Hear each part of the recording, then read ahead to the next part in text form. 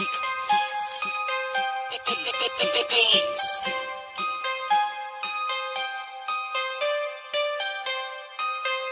Godfather.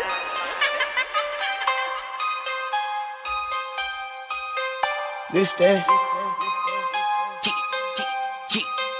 This that. This that jumpin', yeah. This that jumpin', start like 23. This that jumpin', 2-4 like Kobe. This that jumpin', shoot my shot, then beat. This that jumpin', right around smoke my trees. This that jumpin', start like 23. This that jumpin', 2-4 like Kobe.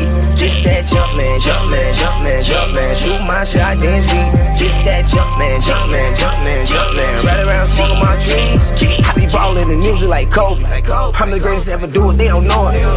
Straight from the streets where the shots came blowin'. I came from the bottom where they hate to see you blow. Mama always told me I'm a shine, so I glow. I came from the block where I stood 10 toes. Came a long way, now I'm on the top floor.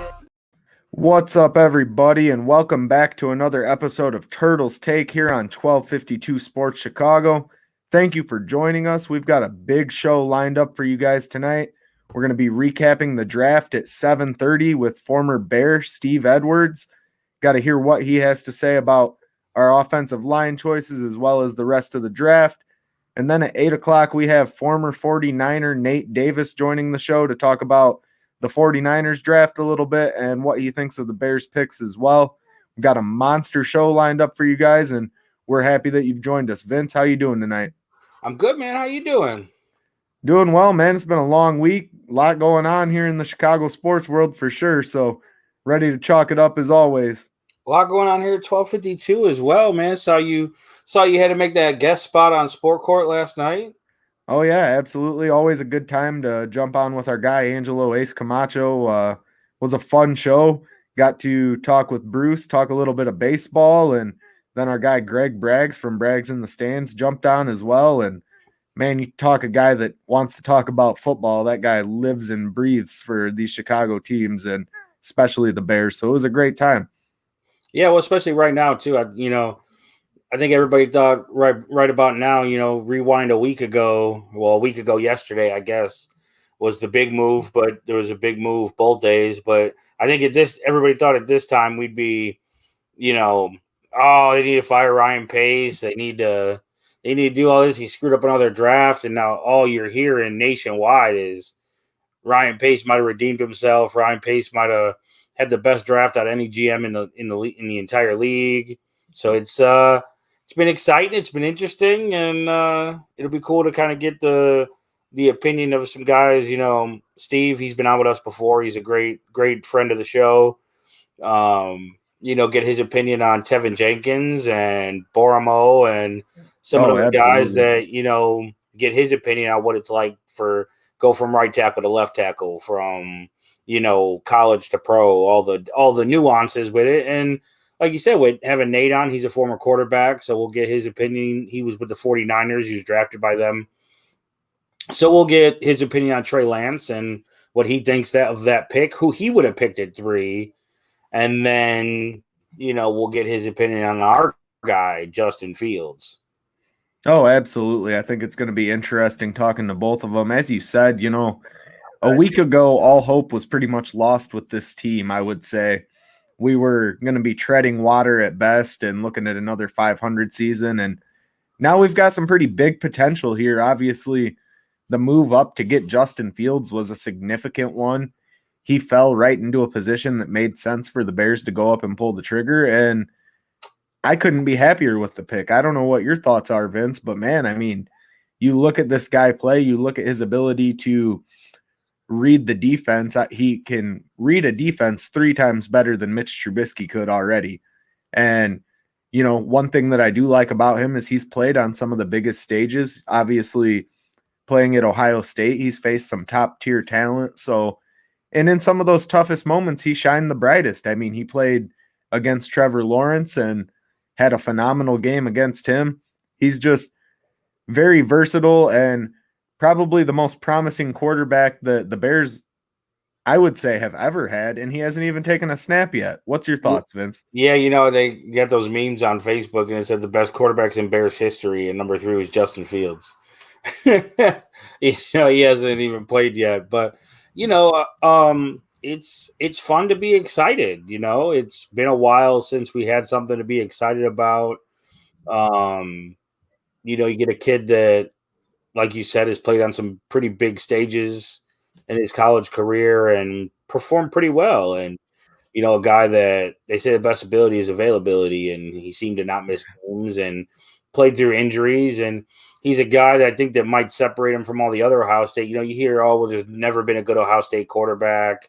Their quarterbacks are good college quarterbacks, but they suck in the NFL. They're, different things like that. And I think the difference with this kid is you see a lot of previous Ohio State quarterbacks, Terrell Pryor, Dwayne Haskins.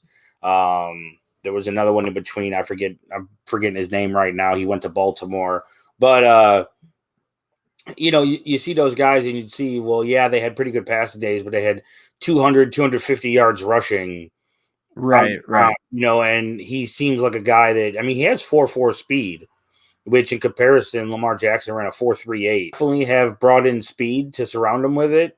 You look up and down the roster, and it just really looks like for the first time, Matt Nagy is going to have his type of players that can run his offense, which we've talked about ad nauseum on this show. It's the Kansas City offense.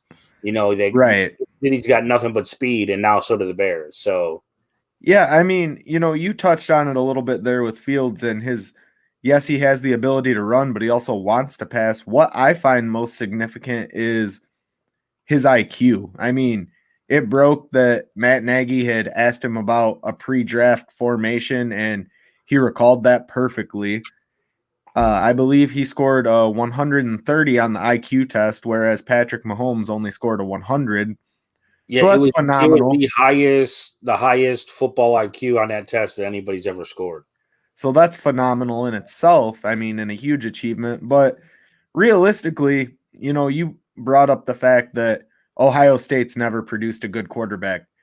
I find those arguments to be completely irrelevant because, at the end of the day, how many good quarterbacks came out of the same program that Pat Mahomes came out of?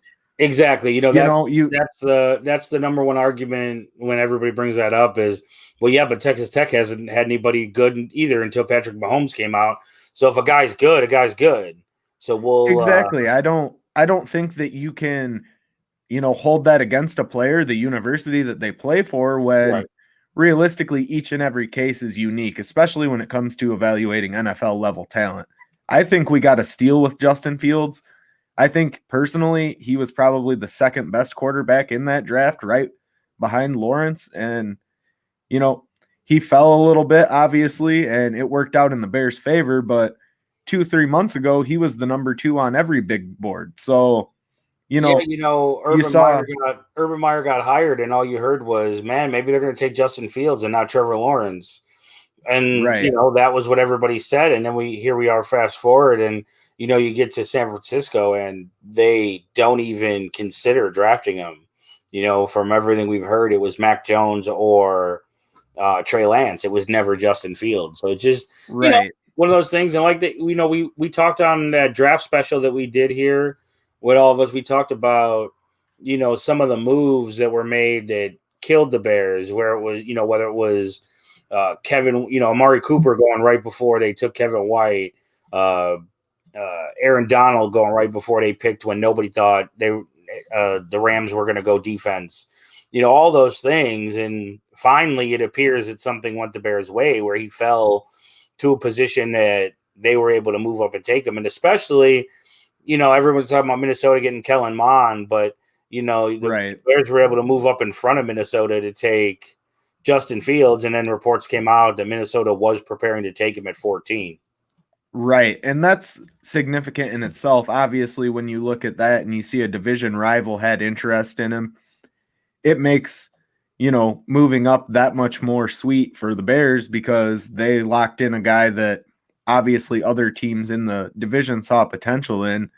And honestly, I think the Bears are going to be the team to beat here in our division moving forward this year. It's a bold thing to say, but with the uncertainty of the future of Aaron Rodgers up in Green Bay, it's just not probable that Jordan Love is going to be a Hall of Fame quarterback. I mean, you look, obviously the Bears and the Packers, there's always that comparison that, you know, in the time the Packers have had 2 quarterbacks, the Bears have had over 20.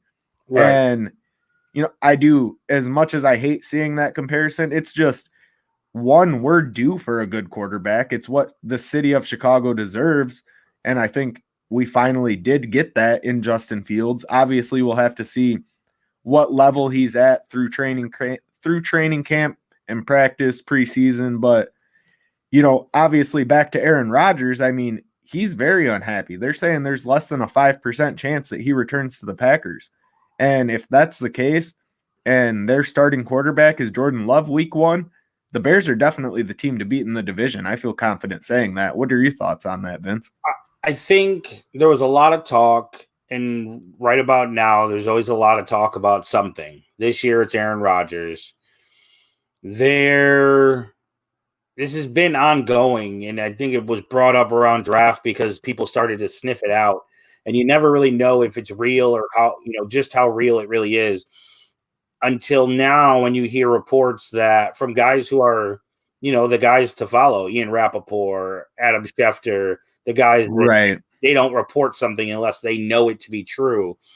We hear that Green Bay is now looking at guys like Brett Hundley, who has been there before, guys that are out on the market, but I mean, at this point, anybody that's worth having is already signed. So now when you hear about, you know, looking at guys and it's specifically Brett Hundley, who was there once and they traded him away, or I forget how he went to Arizona. I think he was traded away. He was traded away, yes. You know, so now when you fast forward, you say, well, we drafted Jordan Love in the first round. We traded up to draft Jordan Love in the first round. We upset Aaron Rodgers by doing this. We put because we didn't tell him Love because he's our guy of the future. To then say, well, if Aaron's not ready, we got to go get Brett Hundley because he played in this offense before. It really tells you on how not ready Jordan Love is and how we didn't even see him as the backup last year. He was the third string. So it just really, really starts to speak volume of how serious it is when you go looking at a Brett Hundley to sign for this, prior to OTAs.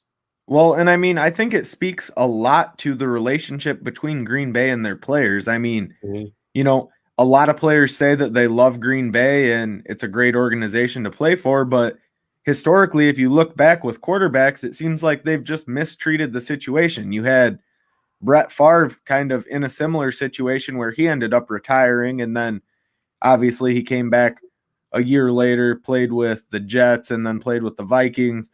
But realistically, you know, if Aaron Rodgers does the same thing, he's going to owe the Packers organization $11 million if he retires. So that's something I just can't see him doing. I think they try to repair that relationship, and you almost have to. As much as it pains me to say it, Aaron Rodgers is borderline Hall of Fame quarterback talent. So, I mean, I don't think there's any borderline about it. I think if Aaron Rodgers never took another snap, then the next time he's featured in something, it would be the Hall of Fame. Yeah, I mean, I do understand your point. The one thing I would argue is that he hasn't had sustained success in the playoffs, but, you know, as a quarterback, just pure looking at the numbers, yes, he's a Hall of Fame guy. But in that case, you have to do everything you can to keep that guy happy and keep him around. Now, does that mean you go and fire the GM? No, I don't think that's the right move, because you set a precedent. You know, obviously different league, but the NBA with James Harden did that. The Rockets tried to cater to his every want and need, and they did. It still didn't work out, and guess what? He cried his way off the team. So, you know, I think you have to tread cautiously there when it comes to the decisions that you make as an organization to keep one player happy.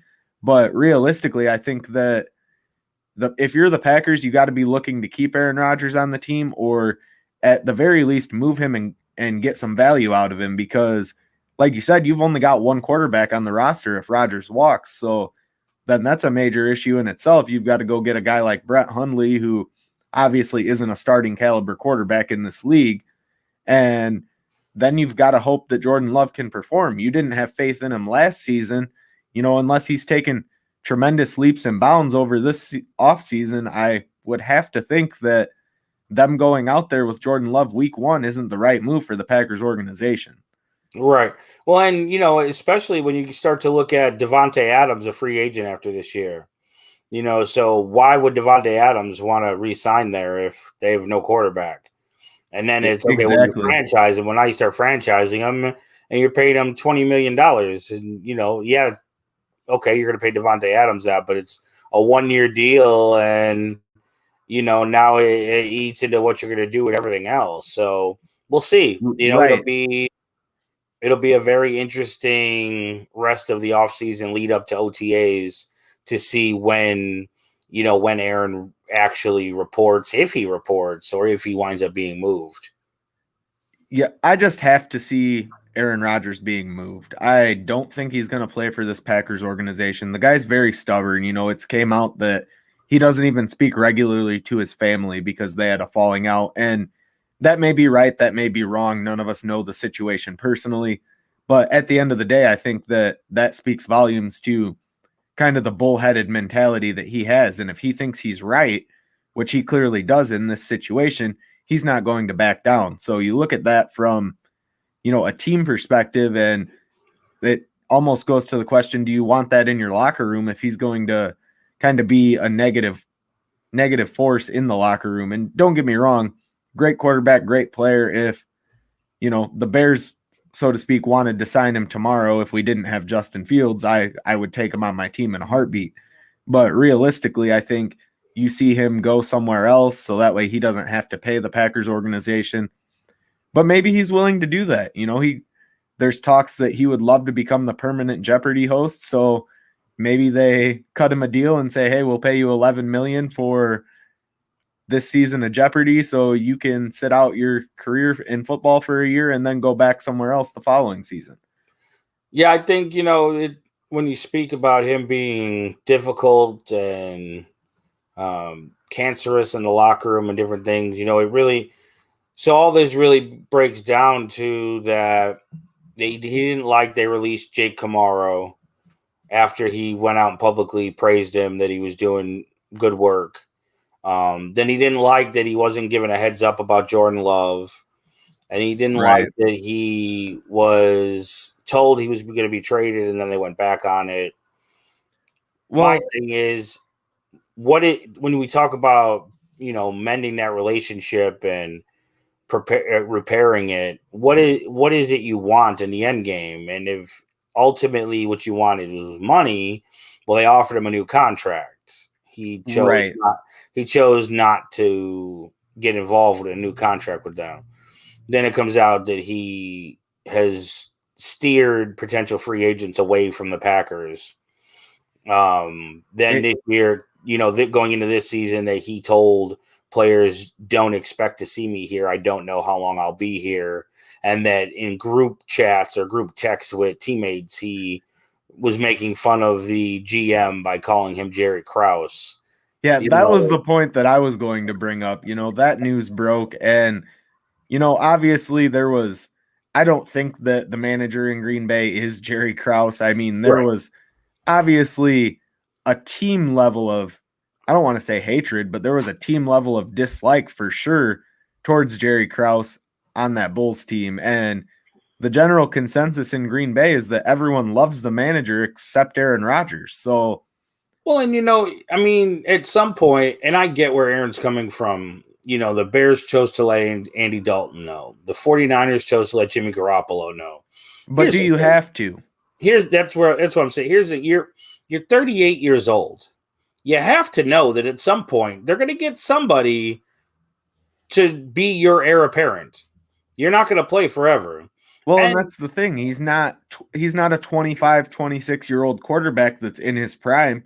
Yes, he's still good. Yes, he's a guy that could make an immediate impact on any team in the league. But you also have to realize at some point that you are going to go on a decline with your skills because of age. It's a real thing. It's going to happen. Mm-hmm. And the team has to give themselves some security. Well, and if you remember, they did the same thing to Brett Favre when they brought him in.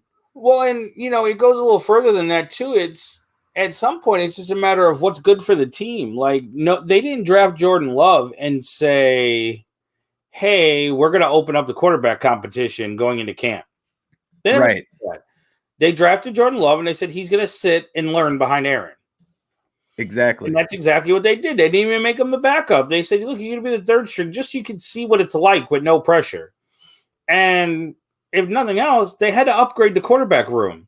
God forbid something happened to Aaron, or, we had the year, he broke his collarbone against the Bears, different things. If he was to get injured, who's taking the ball? You'd like it to be somebody that you feel could go out and win games. Exactly. And I just feel like that's what they were doing. And it's smart football. Could they have given him a heads up? Yeah, they could have given him a heads up. But at the end of the day, you said, he came out and said last year it wasn't a big deal. It didn't bother him. Now a year later, it bothers you as you're going into the next draft. Come on. To bring up all this stuff, like if you want out because you don't believe because they don't draft you wide receivers in the first round, and because they don't go do certain things that you want, okay, then say that. Say you don't like the revolving door at offensive line. Say that you don't like that they're usually not big spenders in free agency. You say all that, but don't chalk it up as, well, you drafted a quarterback and didn't tell me, so now I want out a year later. Right. It just seems like too late of a move, and I think it's just a power play. But, this is a Chicago sports show, so let's move on from talking about Aaron Rodgers, because we have so much to be excited about here in Chicago, man. I mean, I really thought the Bears were, obviously we all thought the Bears were going to go after Tevin Jenkins with the 20th pick. Not only were the Bears able to move up and secure our franchise quarterback of the future, they were able to move up in the second round and get Tevin Jenkins. And man, for those first two picks to be like that back to back, I didn't care where the draft went after that, to be honest with you. I mean, obviously you want to see these 5th and 6th round guys come out, develop and play good. You want every player that you draft to be a good player. But realistically, you talk about getting Justin Fields, getting that franchise quarterback of the future, and then you go out and get who should be your franchise tackle for a long time. I think they're going to play him at the left side. That was kind of indicated when they cut Charles the Walrus Leno. And that's one thing. Don't get me wrong, Charles Leno played a lot of games as a Bear. He was consistent as far as injuries went. He didn't have a lot of injuries. He was consistently there. We got more than our money's worth out of a 7th round pick, I would say. Exactly. And that's the big thing. He's a 7th round pick. We've all bashed him. We've bashed him a lot on this show. People say, oh, they should keep him. They should do this, blah, blah, blah, blah, blah. The thing is, at some point, it becomes about performance. Regardless of what his talent is, regardless of it's his fault that they made him a starter, all this and that, at the end of the day, we're judged on performance. If every week you're average or below average at your job, you don't deserve to keep it. He got a whole nother contract out of it, and yeah, he took it for the team. He stepped in there and went against some really tough dudes, and sometimes he was all right, and other times he was really, really bad.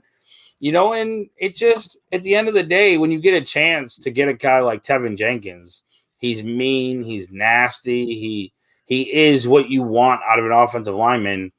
You can't pass that up. And, and then when they followed up by right away the next day releasing Charles Leno, or 2 days later on Monday releasing Charles Leno, now you start to see this line taking shape. And when you see the line take shape, even with all of us, I won't say all of us, because I guess some people are still, out there clamoring for Fields to start week 1. But if they take the Mahomes route like they say they're going to, you've got a guy in Andy Dalton who's won football games.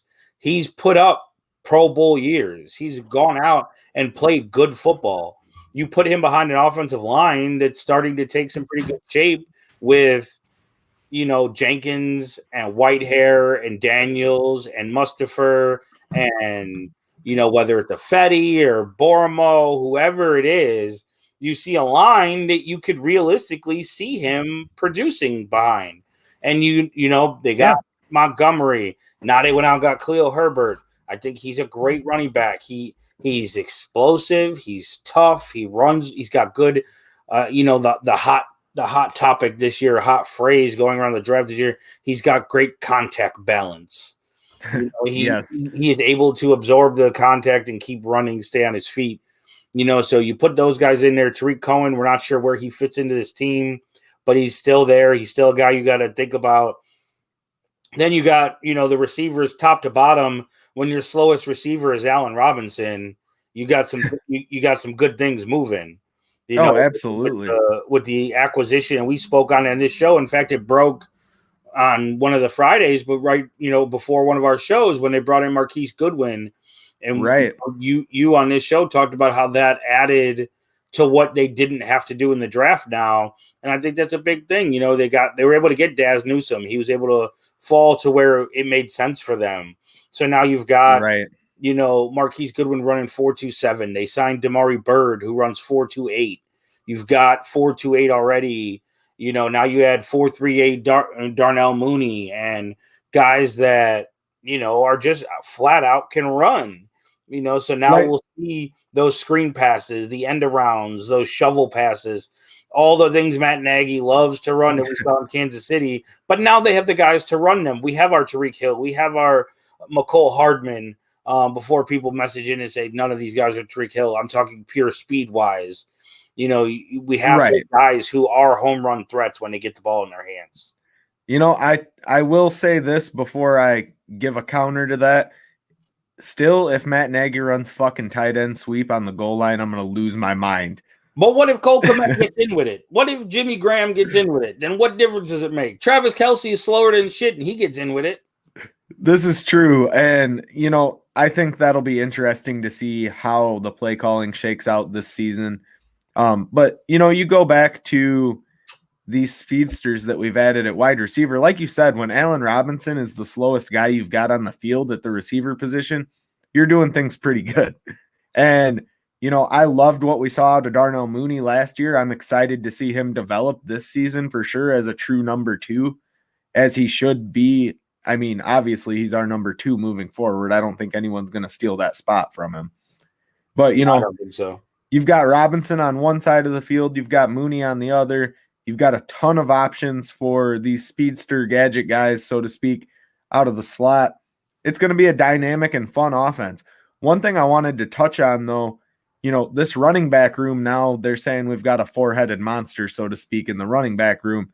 How do you think the Bears are going to handle this running back room? Is it going to be a running back by committee system, similar to what we've seen in, say, Philadelphia in past years? Or what do you think the running back room is going to shake out to look like? So now the running back room looks like David Montgomery, Tariq Cohen as the incumbent backup. But now they went out and they signed Damian Williams. The last time we saw him run the football, he was running his way to being a Super Bowl MVP. Right. Now they go and get Khalil Herbert, who looks like he fits this offense better than any of them. So you got Montgomery coming off the year he put together at the end of last year. You've got a line that now looks like they can run block better and protect better and hold that line of scrimmage integrity a little better. Damian Williams, he's a tough physical runner. He catches the ball well. I feel the man out is Tariq Cohen.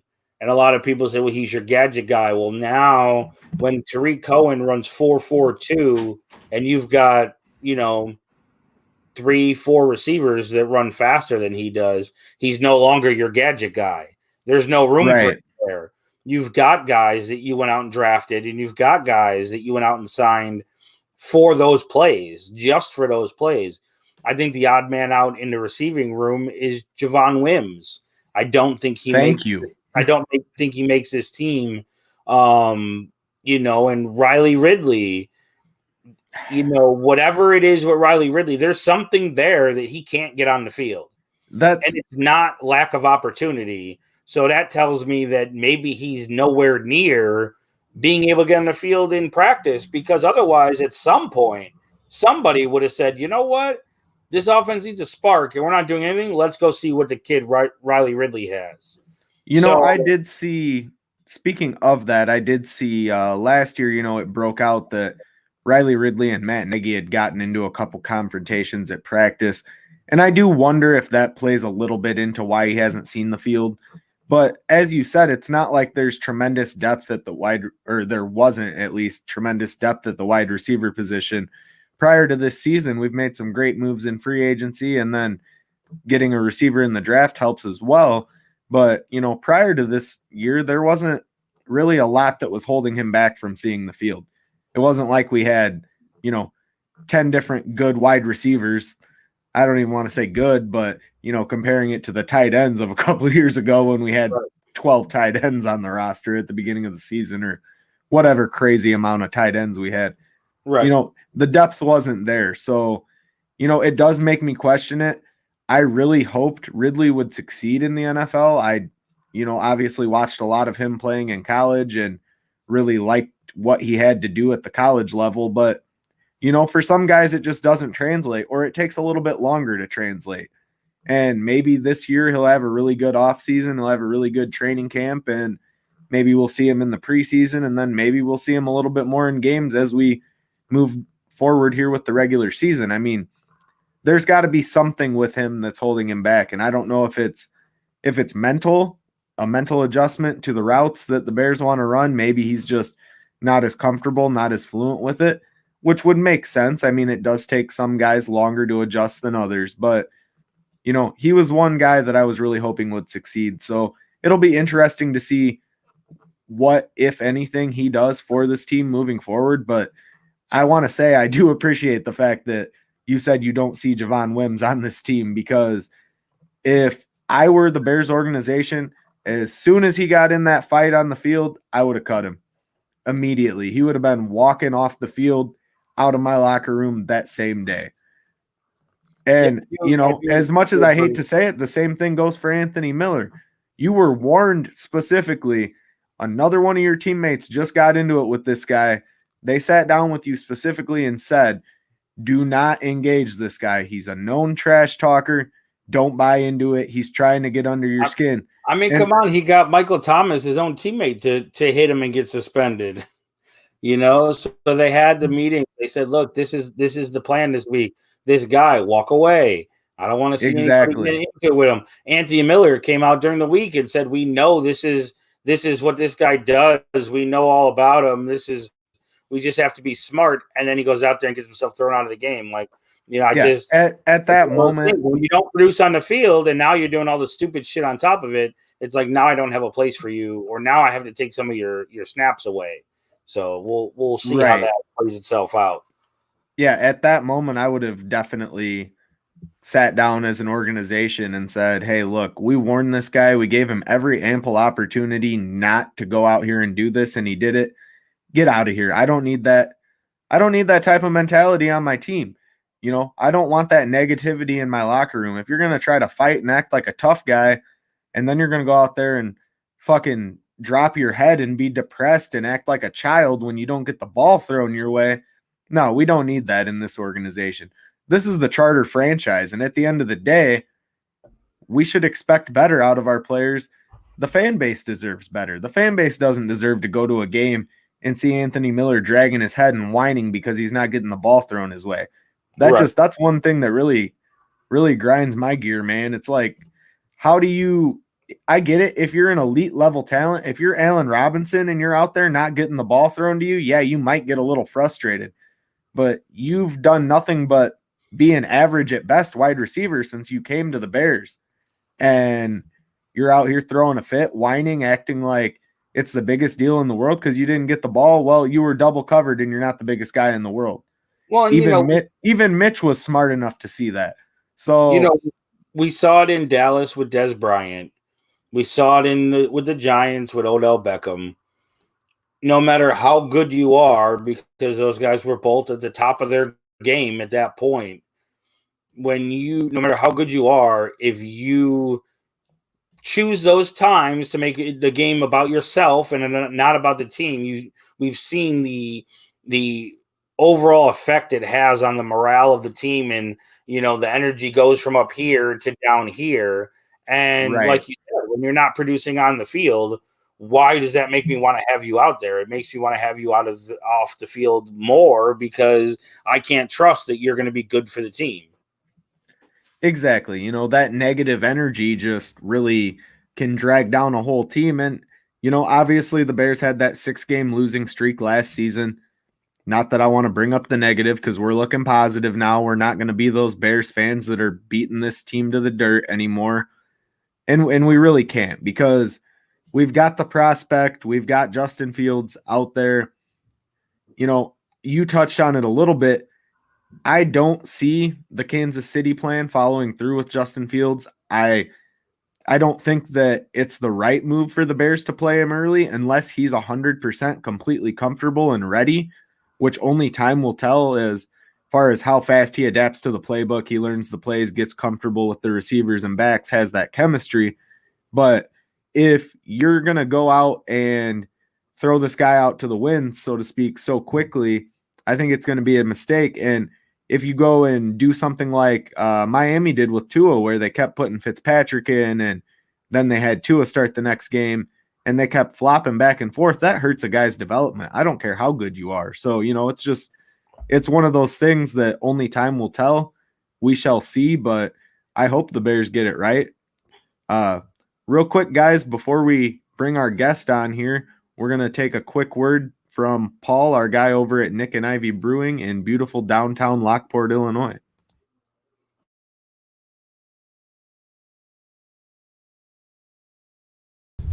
Hello, this is Paul from Nick and Ivy Brewing Company. We are located at 1026 South State Street in historic downtown Lockport, Illinois. We are very excited to be partnering up with the Fat Mike Chicago Sports Show, as well as the 1252 brand, because we are one of the few Chicagoland breweries that embrace sports and sports culture. Come in for a fresh brewed beer made right here in Lockport while catching the game of your favorite team. Stay for the live music that we have booked every weekend, or just come for a cozy atmosphere to enjoy a good conversation with a friend, loved one, or complete stranger. Nick and Ivy makes you feel right at home no matter what the occasion is. Follow us on Instagram and Facebook by searching for Nick and Ivy Brewing Company. Visit our website for our up-to-date tap list, or to go shopping on our online store at nickivybrewing.com. That's Nikivy brewing.com. Come in today for a fresh brewed beer born and raised in Lockport, Illinois. All right, guys, again, that was a word from one of our sponsors, Nick and Ivy Brewing, out in beautiful downtown Lockport, Illinois. If you're in the area, definitely stop out and get a fresh brewed beer. Paul and his guys are the best. Now, as we get back to talking this Bears draft, I know we've got somebody here in the green room that definitely wants to give his opinion about it. So without further ado, we are going to bring on Big Steve Edwards, former Chicago Bear, and get his opinion on what's going on here in Chicago. Steve, what's up, man? How we doing? What's up, man? How you guys doing tonight? Doing well. How about yourself? I can't complain, man. Things are looking bright when as far as Bears was concerned. Before the draft, he was just looking and it's like, man, it's not much to look, get excited for in the upcoming season. Maybe getting fans back in the stadium was the one thing, could excite things, but there wasn't much to get excited for. And then after this draft, you talk about the number one pick. And after that, I mean, you can get excited and hope for something great this year. Maybe not so great. You look for improvement, but, down the line, you're looking at some great things maybe. Oh, absolutely. And that's kind of the narrative we were just talking about. But we need to know your opinion, Steve. What was your thoughts when you saw the Bears were moving up? What was your initial reaction when you saw him call Justin Fields' name? Well, pretty shocked, man. I guess, once they got to that point when they traded up, it was basically which quarterback were they going to take? I followed them, like everybody else, like how was this draft going to fall? And I was more excited about this draft than any other draft, you know. And I know the Bears were sitting there at 20. It was like, you know, you didn't have any idea that they would be in play to get a quarterback. I was just excited to see if there would be a possibility. And then, you know, everything started falling in line for the Bears. You know, you get to Detroit, get past Detroit. I kind of forgot all the numbers. I was on point with everything last week. But I know Detroit was one of those picks. I think it was Carolina. They didn't want it, you know. And then when we got to Denver, now I was like, okay, they got a Lock. I knew they just signed Teddy Bridgewater. And I was like, they could easily go quarterback. I was like, you know, Justin Fields in play right here. Mac Jones could be in play right here. And when they passed, I'm like, okay, what are we going to do? How can we get in this mix? You know, 10th pick went, you know, and, you know, the Eagles moved up. Then you were like, oh, are the Eagles about to, you know, are they really interested in putting everything on Jalen Hurts? And Flacco, you know what I mean, on his last leg, you know, and here comes the Bears at 11, and you just knew. At that point, I was pretty high. When you know, you look back early in the draft, you look at where we was at 20.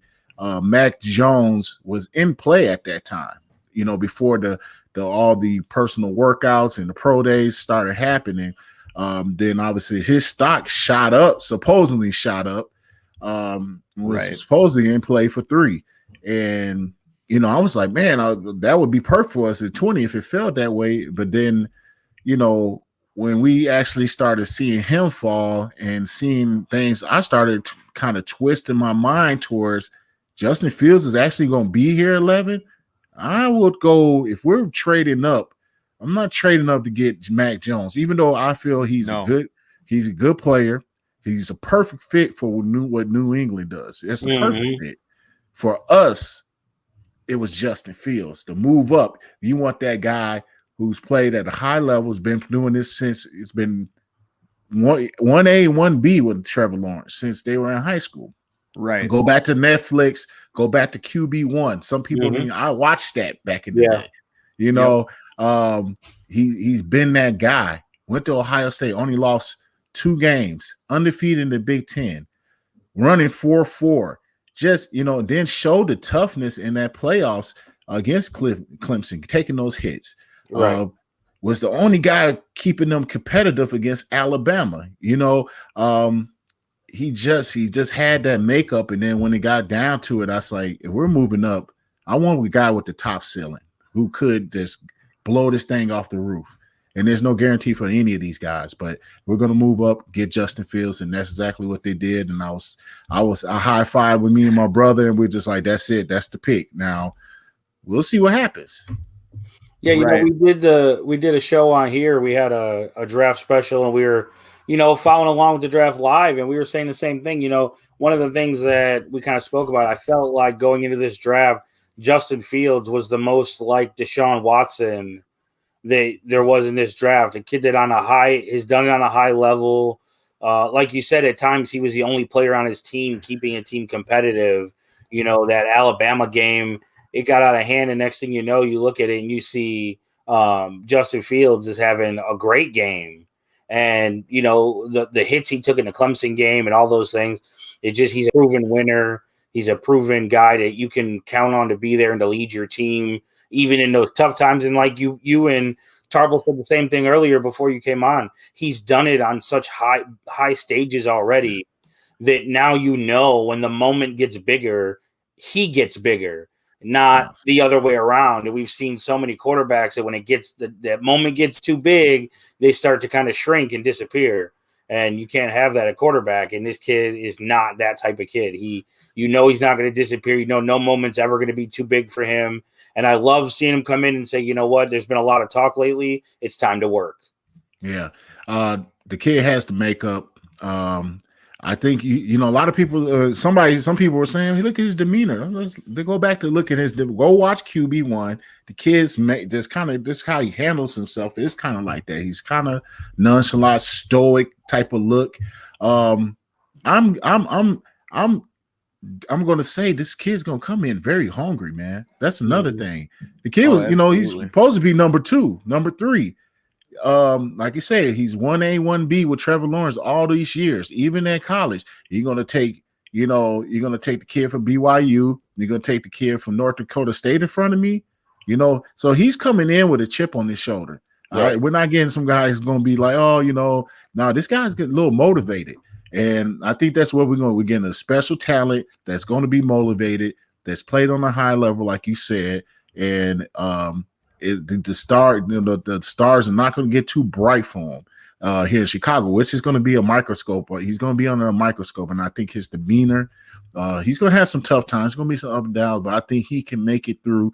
It's just about how we develop and how we develop around the kid. That's just going to be the key. Now that you got a quarterback, now your focus can be, let's just get our picks, start generating picks again and making good picks and building this team right and getting that salary cap back into good health. Oh, absolutely. With that, Steve, how long do you think it's going to be before we see Justin Fields on the field, no pun intended, in Chicago? You'll like that traditional, hey, wait, let the kid just sit all year, and that time is not anymore. You don't have that time. You can possibly see, I wouldn't mind seeing him come out of camp and sit behind Andy Dalton. Let's see what Andy Dalton has, and but I wouldn't be shocked if you see this kid come out of camp. It's like the guy. I wouldn't be shocked. But I think the scenario that I'm going to bet on is that he's going to start. He's going to start on the bench, and at some point, middle of the season, maybe early on in the season, he gets out there, man, because you got to think about Pace and Nagy. Their jobs are kind of on the line. They're on the hot seat. If Andy Dalton gets under 500, at some point, maybe 2, 3, about 3 games in, 4 games in, we're under 500. They might have to pull that cord. He's not gonna have. And the thing about I'm hearing a lot about after the fact is how intelligent this kid is. Mm-hmm. So he's off the charts intelligence. I'm hearing these stories, and so I'm guessing we're gonna have a kid. It would be good to have this kid sit at least 4 games. As the season starts, but if Andy Dalton can show something and kind of just have that ride and we can have this kid kind of sit and learn, that would be a great scenario. But I don't know if we're in that scenario with this Bears team. Well, you look back to the Mitchell Trubisky saga in Chicago. Obviously, you're dealing with 2 different talent levels, but we had Mike Glennon at the time, and he played 4 games, and Bears fans were getting frustrated, as we often do, and they were screaming and yelling at Darryl Loggins and the entire offensive staff, get Mitch out there, get this guy in. Why aren't you playing the kid? Glennon sucks. And then they finally made the move, and they threw Mitch out there, which may or may not have been the right move. In hindsight, I think we can say that wasn't the right move. He needed a little bit more developmental time. But you look at historically what we've done as a franchise, and we've always pulled the trigger, it seems, just a little too quickly on that quarterback before they've developed as they should. Even if you look back over the last 10 years, with 10 to 15, 20 years, it's been the same story, that we've got a young guy that we see promise in, we really like. Okay, we're going to throw him out there, but he's not ready. The contrary to that is you look at Justin Fields, and you've got a guy who scored a 130 on the intelligence test, the highest a QB's ever scored. And, you've got a guy that's exceptionally good at remembering things. Nagy asked him to recall a formation that they went over pre-draft, and he recalled it perfectly. So I think that is going to speak volumes to Justin's ability to learn and adapt to this offense. And unfortunately, I would like to see him wait, but I think if he has a great camp and a great preseason, I think you might see him come out week 1. Absolutely, man. I think I think this scenario is a lot different from that scenario with Mitch Trubisky and Mike Glennon. First of all, like you said, Justin Fields. I want to call him Ronnie Fields for some reason, man. That's that Chicago Farragut basketball in me. Justin Fields. I think he's far along than Mitch Trubisky as far as like just experience in college and playing at a high level and having success at a high level. So he's far along. And I think let's give Andy Dalton some credit. He's not Mike Glennon. He's a better quarterback than Mike Glennon. So I think we're going to have a guy who can hold that banner possibly, but it's a new age, man. You just, you look at, and it's hard to compare like Seattle. So I was going to use this scenario because I forget the guy who was in place when Russell Wilson was rookie. Matt Flynn. Flynn. Yep. Flynn. I don't even Flynn. You got to think about all that money. Yeah. You got to think about Andy Dalton, man. Before he kind of fell out the last 3 years, he was that man in Cincinnati doing it. They just couldn't win the playoff game, but they were getting there and they were having great success. So, it'll be interesting. That's going to be the thing. You're going to have a lot. It's a new storyline too. You look going into camp like, how's Andy Dalton looking? It's going to be more so about Justin Fields, but if Andy Dalton can hold down the fort, we'd like to come out and let's at least see what y'all paid $10 million for, and while the kid kind of sits and learn, and then when it's time, I think you can unleash the beast, man. But you never know, man. If he's coming out looking that good, I mean, we'll just go for it, man, I guess, man. But I think this scenario, I think this kid is a little further along. You got to look at the quarterbacks that came out, Rex Grossman. I was there when Rex was there. And Rex had a little bit of time. We had Cordell Stewart who came in, and we had Chris Chandler. So before we even got to Rex, we kind of exhausted those guys, and we had two options. So I don't know how Nick Foles is even going to play in this whole. Is he going to be on the team? Do you keep him around as just another guy to get in his kid's ear? Maybe that's a tutoring type thing, but that's an expensive one as well. But we'll see, man. I think it's just going to be all part of the storylines, that makes this whole season more interesting and the future looks brighter. Oh, absolutely. And obviously, a lot of us thought that the Bears were going to go after Tevin Jenkins with the 20th pick if they stayed at 20. Yes.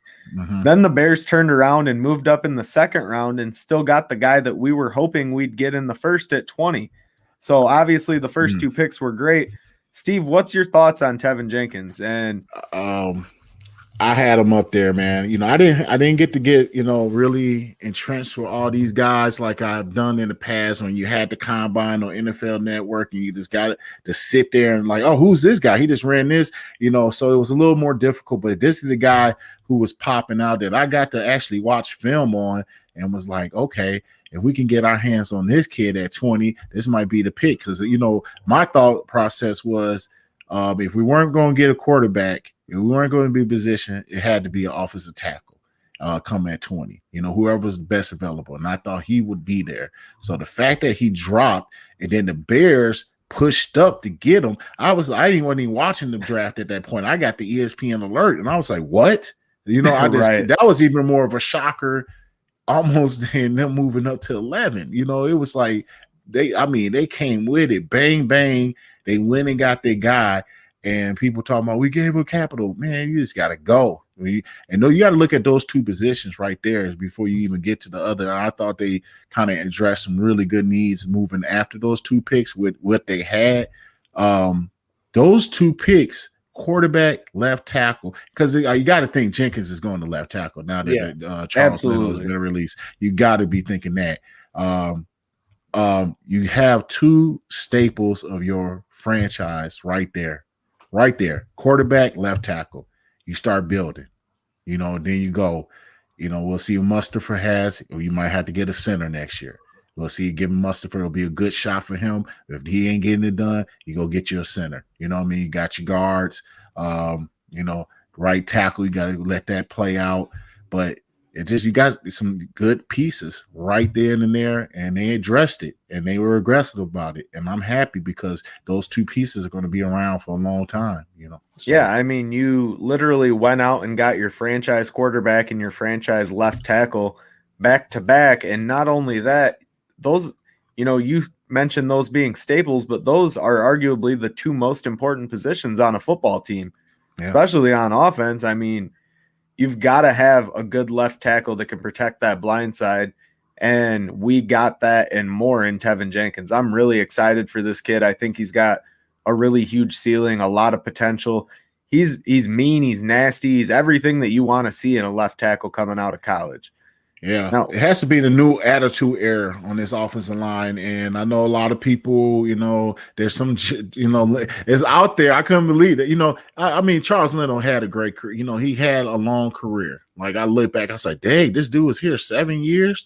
And he was a 7th round pick. So, yeah, I mean, you definitely so, got your value there. Yeah, you got your value. Was it a little too long? Yeah, but he it's just his last couple years. He started, looking very bad. You know what I mean? Right. It was time to move on, and you invested money in it, and you had, so.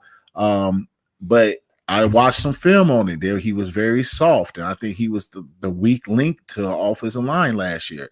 Even when you had all those changes, he was the guy who just stood out. He should have been the strength because he was a veteran. It needs to be a new attitude era. You got to get back to that. Back when I was there, when Olin Kreutz and this nasty type guys, and this kid could be the staple of moving in that direction. And as you get, Daniels back, and you get White here, and we see what Mustafa has, and I guess there's going to be a little competition at the right tackle spot because the free agent that we got from Denver, I believe, Elijah Wilkinson. Yeah. Yep. With we brought our buddy back, can't remember his name. We signed him back, Fetty. So I think right there you have some good competition, and then some other younger guys. I had Juan Castillo on the phone yesterday. So Juan was my coach in Philly.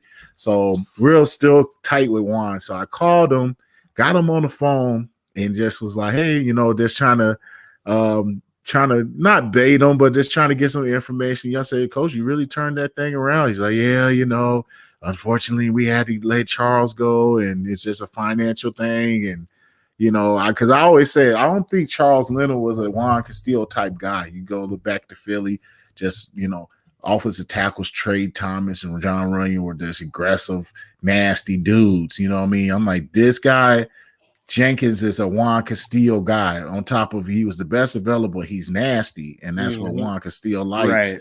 Right. So I don't think Juan would have, shit on Charles Leno like that. But I didn't have long because he was getting on the Zoom call. It was a Zoom meeting, and so hopefully I can get a little more information on where he's headed. But I think Juan is starting to get his blueprint of what kind of offensive line he needs to be successful. And then once he, I think that's the thing. People ragged on the offensive line. Juan didn't have an opportunity. Short off season. No. He's a developer of young guys, undrafted guys. I asked him. They didn't have any undrafted guys this year, too. I asked him, who do you get undrafted? He said we couldn't afford it. He had some guys from last year that they're gonna pretty much treat them as undrafted guys, and I didn't get too much information. So look for some other guys coming out the woodworks, because that's what Juan Castillo does. He works. I was an undrafted guy who he developed into a starter. So look for some names coming up in the backup ranks, but it's promising, man. And that O-line started performing a lot better towards down the stretch, than they were. They weren't great, but they were improving. So, I really liked those interior three, the last stretch of games there. And obviously they were playing some less than stellar defenses towards the end of the year, but we still saw some progress. So it'll be interesting to see what this offensive line unit does moving forward. And if they can gel and have Andy Dalton back there in the backfield and be successful with him out there, then that gives you all the more time to develop Justin Fields. Yeah. I think we saw with a lot of the draft picks and even some of the free agent signings, you start to see this team take a certain shape of where the Bears see this team going. At receiver, we saw a lot more speed added to the team, not only in the draft, but then with free agents, Marquise Goodwin, Demir Bird here this week. They brought in, they run 4.27 and 4.28. Then you've got Darnell Mooney that runs 4.38. We were talking earlier, when Allen Robinson is your slowest receiver, you're doing something right. So you saw that a general direction of the receivers where they wanted to go. You saw at running back, a little more physicalness with Damian Williams brought in. We talked about him earlier tonight too, that, the last time we saw him running, he was running his way to a Super Bowl MVP. You saw certain guys, and I think you spoke on it with the offensive line. Tevin Jenkins, he's mean, he's nasty. the pick later in a round, the right tackle Borom, he's same thing, big nasty guy. Elijah Wilkerson, another nasty guy. Fetty plays that way at times. Not only did they go a certain way, but I think they left themselves a lot of options if God forbid Mustipher is not what they're hoping he is. And like you said, he comes to a point where he's no longer getting it done. They could slide Daniels to center. They could slide Whitehair to center. They can move some of these other guys into guard and tackle. So I think they left themselves a lot of options there. I guess it's hard to put you on the spot here, but if you're, tomorrow's game one, what does our offensive line look like? What does those 5 positions look like? Oh, that's easy. Well, it's not easy. Who do you want at center? Do you want because you can slide any components in there. Does it have to be Sam Mustipher? No. It could be Whitehair. It could be Daniels. Right. That could be the but if I'm just going, I'll go Mustipher. I'm going Daniels at left guard. I'm going Whitehair right guard. I'm going to Fetty right tackle, and I'm going Jenkins at left. But that, like you said, that thing can change. That can be as things camp, starts playing out. That stuff can shift easily. Fetty, but I like Fetty like more in the right tackle. He watching film. He's more comfortable at right tackle. From you saw when he was in there right tackle, he plays a little straight-legged. When you're in the inside, you got to have a little more knee bend. When they popped him back out to right tackle, he started to have a lot more success, and that's where he's more comfortable at. So we'll see, because you got Bloom, the kid. I think he's going to need maybe a year before he becomes a starter, possibly, but he never know. The kid gets in there. He's a big body guy. He brings a little bit more, size to the equation. You could bump him in, and Whitehair is your center, or you bump Whitehair to left and you put Daniels at center. So, man, it's a good problem to have options and have actually good options. And I think it's definitely been an upgrade. We can definitely obviously get better, but now what you do is just let these cards play themselves out, see and evaluate and see where you need to get better next year when you come to next year's free agency or draft. But it's good pieces to kind of figure out because they're young in those spots. And like you said, offensively, they're developing the identity, they see they were supposed to be getting rid of Miller. They haven't done that yet. I think they want to hold on to him. He had an off year. So with everything, obviously now you got Justin Fields and you got Andy Dalton, maybe you're going to see another side of Miller. Maybe he gets better because the quarterback plays better and the O-line plays better. So maybe you don't want to get too, hopefully his attitude gets better and all that craziness that him and Williams had going on. But you see, and I think the tape is out of what's going to happen, but you see how they haven't got rid of Jimmy Graham because he's such a great red zone target. So they have in there, obviously you're in it to win it. I think in their mind, they're trying to get this offense to be explosive and put some points up. And that's why you even got to look at more so if Andy Dalton is not getting the job done, they're going to pull that trigger because they are trying to win. And they bringing all these little pieces in as affordable as they can do it to win. So, and people are like, oh, they should have cut, Graham. I'm like, no, you don't cut a red zone target like that. He actually had a pretty good, solid season for the Bears. So it's exciting to see. Now you just got to kind of look at the defensive side, like how is that going to look? Because he didn't really see too much focus. Got a corner late in the season, late in the draft, the Oregon kid. So that's going to be a weak spot for us, that cornerback. How, who comes up? Can Jalen Johnson stay healthy and so on and so forth? But all this is excitement, and you have a new life as a Bears fan. And, because it's positive. We're talking positive here. These are positive scenarios we talk about. Last time I was on with you guys, I'm like, this sucks. This, fire these dudes suck. It's a whole different talk now. So it feels good, man. It's refreshing. So, Steve, one of the things we talk about here, we going back to when the show first started to even earlier tonight. And I want your opinion because you're still pretty connected, and whether it's something you've heard or just your opinion, it seems that no matter as weak as receiver got last year and as thin as the receiver position was last year, Riley Ridley just never was able to really find himself some playing time. Is there something more to that? Is he just not showing enough in practice? Is he not maybe picking up the playbook right? Or is it just a case that he just hasn't gotten a shot? That was the biggest mystery last year, and I'm glad you brought, because he's the forgotten guy. Because you look in the draft, you're like, man, we didn't really address the receiver. What are we gonna do a receiver? And it just one of my buddies mentioned Ridley the other day. I was like, oh yeah. And then as we talk now, I forgot about him again until you mentioned it. He, the guy has to, his brother. He's not his brother. His brother's, right. But we don't know. Like, he was a good player at Georgia. I don't know if he got in the doghouse. You just don't know. It's these inside things. Like, why is this kid not on the field? You got Wims out here, and Wims is just in for blocking packages. Right. You know what I mean? He's not even. They're not even really doing 50-50 balls with the guy. For his size. He's. They brought him in for these blocking packages. They were. He's in. He's blocking his. So. You hope that this kid maybe gets it and he gets this opportunity, because there is an opportunity for him to get up. If he doesn't play this year, there's something going on. Either Nagy's just not a fan, or he's not getting it, or some attitude issues. We don't know. But that's an interesting one, I think, to keep bringing up, the Ridley factor. What is going on with this kid, and why is he not panned out? And is it going to be the year we get to see him?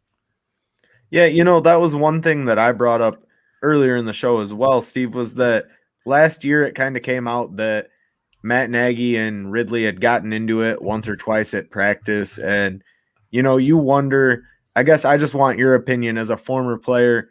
If you hear something like that break, obviously coaches and players have interactions. I don't want to say scuffles, but arguments at times on the field. Do you think that has any merit to why he hasn't seen the field? One little argument with his coach, or is it something more? If he's not getting things done and he's trying to do it his way, maybe they want him to do a run around a certain way, and he's just not doing it. He's doing it his way. He believes his way is the right way. And that's something you got to learn when you're in the professional ranks, man. You can learn, once technique, style, and when you go to a certain team, they want you to kind of, unless you had an all-pro status, that's when they like, hey, you do your thing. This is what got you to this point, and that's why we brought you here, and this is why you here. But when you're a young guy, you're still trying to figure it out. You got to kind of conform to what they're doing. You got to do it their way. So if he's getting into it with Nagy's, that's got to be, I'm doing it. That's got to be a conflict of what he believes and what he doesn't believe in what Nagy's doing. But the thing is, last year the rumors were coming out that receiver room was problematic. Right. That this receiver coach didn't have control of that room. Did that receiver coach get fired, or did he leave? I can't remember. I don't remember. I don't believe he got fired. But I believe that he wasn't brought back. Okay. So I think that, they don't necessarily word it as fired, but I believe there was a change at receiver coach. Yeah. So if that, that might be a new life for that group, a new voice in that room. Position coaches are so underrated. It's unbelievable, man, because everybody's focused on coordinators and the head coach. Your position coach is everything in every level, man. And more so when you get up to that, because that's where you spend all your time. You go to offensive group meetings, in the beginning, with the offense, you kind of go over the concept. But when you get in your room, that's when you're digging deep into the concepts and how we're going to block this thing up, how we're going to run these routes. So the guy that's in charge of that room is setting the tempo of what that group is going to be. And if you ain't got control of that group, you just kind of letting the guys run wild, and you kind of seen the undisciplined. These dudes are just teeing off on guys. You saw the Williams thing, but when Miller comes back and does the same thing, it's just like, come on, man.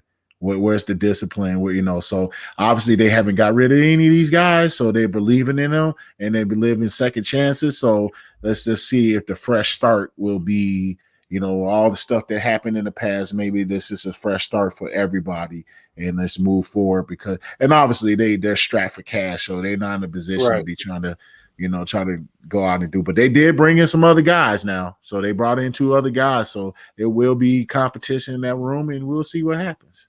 And then we saw, a lot of people, there's always rumors, the Anthony Miller rumors, everybody else. Another guy's been rumored for possibly not having a spot on this team or maybe being a trade piece.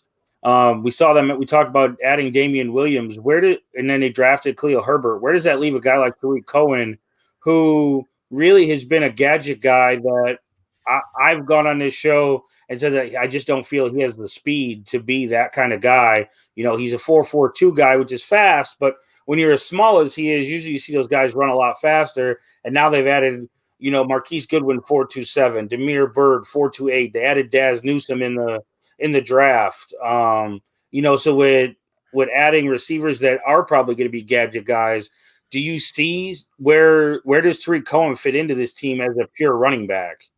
Yeah, I don't as a pure running back, I don't know if he has a spot, man. You got Damian Williams, and then you drafted the kid from Virginia Tech, and then you got Montgomery, who you need to be giving the ball to more and more to get this, to get this kid the touches he needs to get going. I see him as a gadget guy. I think he's going to be his thing is going to be in the return game, man. We're going to need a good returner. We're going to need a good punt returner. We're going to need a good kickoff returner. And he's coming off an injury. So I think that's another thing. How is he coming off an injury? I'm sure he healed up great. The dude is a physical freak.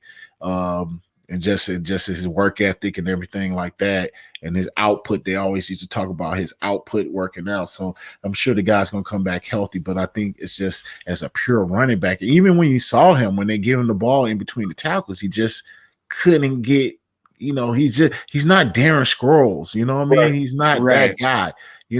That's what everybody wanted. He's not that guy. Darren Sproles was a little beast, you know what I mean? And he's just not that guy, but I think they have a knack. It's going to be interesting how they kind of fit him around, because you have those little, speedsters at the, that you could throw out there on the slot and do some special things. You got those type of guys when you brought in the Williams kid, and you brought in who did we bring in? Forget a Goodwin. When when you brought that guy in, you had those type of bodies. So. But the more the merrier, the more options, and that's just what Nagy's going to have to figure out. It's going to really come on his shoulders, because I think what he said, he's getting back into the play calling. It's just the dude's going to be laying it on thick on his shoulders, because there's no more excuses, man. And it's going to be interesting how all that plays out. But Tariq Cohen, like I said, I think he's going to be that return specialist for us, and we'll have to see how he fits in on the offensive side.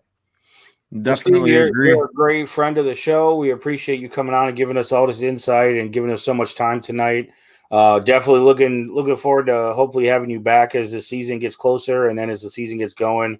Love to have you on and talking more about the Bears and game plans going into certain games, and just what we're seeing, and looking at Justin Fields and when he's going to be hitting that starting lineup, whether it's week 1, partway through the year. Just really excited, and we appreciate all your time. Yeah, thank you so much, Steve, for your time. We appreciate you coming on with us, and as Vince said, we'll love to do it again soon. So appreciate it. You gave us a lot of insight, and we hope you have a good night, man. All right. Thank you guys for having me on, man. It's gonna be plenty to talk about, so I'm sure I'll see you soon. We'll chop it up again, man. Yeah, no doubt. Absolutely. We'll talk again soon. Thanks, Steve. Bye, Steve. Man, talk about some insight there, especially when you talk about the offensive line and, these young guys that are coming up through this organization now that we moved up for in the draft. I couldn't think of a better guest to chalk that up with. He's always such a great guest. A lot of people, they see offensive linemen, they go, great, we'll get just to hear about offensive line.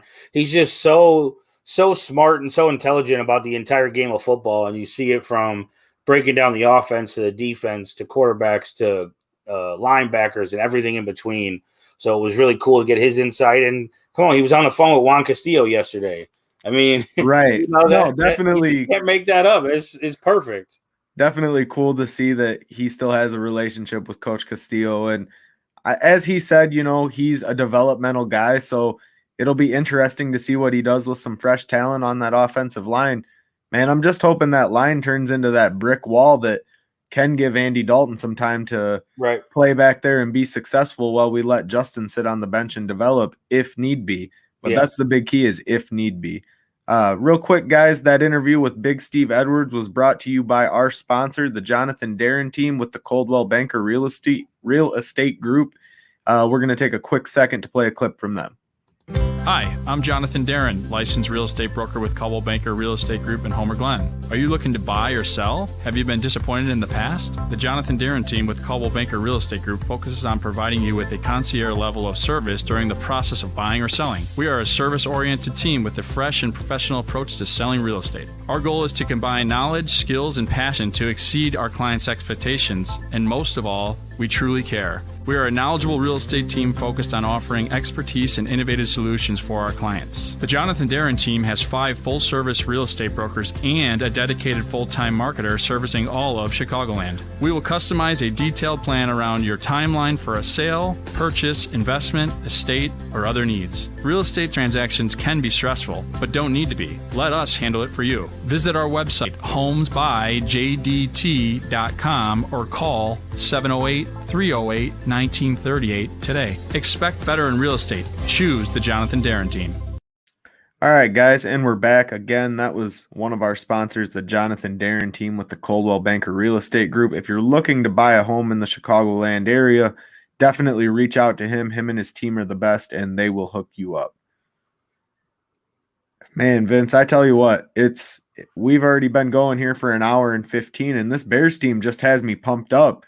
I feel like I could sit here and talk all night about how the Bears are moving up. We've got tremendous upside, and it's such a positive to be able to talk positively, no pun intended, about this team and where we're headed. I can't think of the last time that I was personally looking forward to what's to come with this Bears team.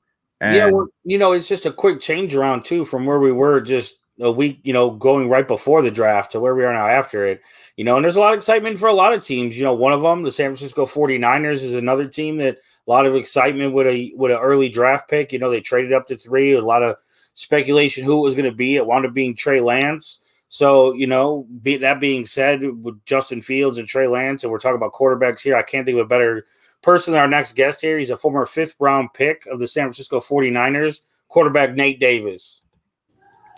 What's up, Nate? How we doing tonight, man? Hey, I'm doing pretty good. Hey, I just want to appreciate y'all, for having me on here. Oh, absolutely. We appreciate you coming on. We appreciate you, taking some time out of your schedule. I know you got you're in camp now and you got a lot of things going on. So we appreciate you coming on and just giving us some time. Oh yeah, no problem. No problem. So, we've been talking all night about the Bears, and now we'll switch for a little bit, but we're going to get your opinion on Justin Fields here before we get off with you. But, San Francisco, you were drafted by the 49ers. They went out and they got themselves a quarterback here. What's your opinion not only of Trey Lance, but was it the right pick at 3 by the 49ers? So what I've learned from playing in the NFL, it's all about the system that you play in. So I feel like that's what it came down to. They felt more comfortable with Trey Lance in their system than they did Justin Fields. Mm-hmm. So that's where, it's so hard, to say, hey, one guy's better than the other. They're both great athletes, They both can throw the football. It's just the way they feel, the way they felt about, hey, this is the guy for us. And so that's where they're going. They went forward. But I think they're both great athletes, I think they're going to be great quarterbacks. So the lead up to the draft, we got a lot of reports, and, it's hard to tell, especially from people from the outside, it's hard to tell what's real and what's just, media reports that really have no basis to them. We heard that Kyle Shanahan was all in on Mac Jones and the scouting team was all in on Trey Lance. How does that play out? Was it just never really what it was cracked up to be with the Mac Jones interest of Kyle Shanahan, or was it like you talked about collaboration of their system where they just ultimately decided that Trey Lance was the guy? And that's where it comes to a tough part. And what I've learned about the NFL, it's more of a business than it is football. That's what I've learned, is that it's way more business than it is football. Mm-hmm. So, of course, maybe Shanahan wanted him, but you know what I'm saying, he got outvoted. How does that happen? He's the head coach, you know what I'm saying? Right. How does that happen? But like I said, it comes a business. Yeah, absolutely. You know, I came on our show last week. We did a draft special, and I said, man, it's got to be Mac Jones. If Kyle Shanahan, the head coach, likes Mac Jones, at the end of the day, it's got to be the head coach that wins out. But like you said, know what I'm saying? There's other people involved.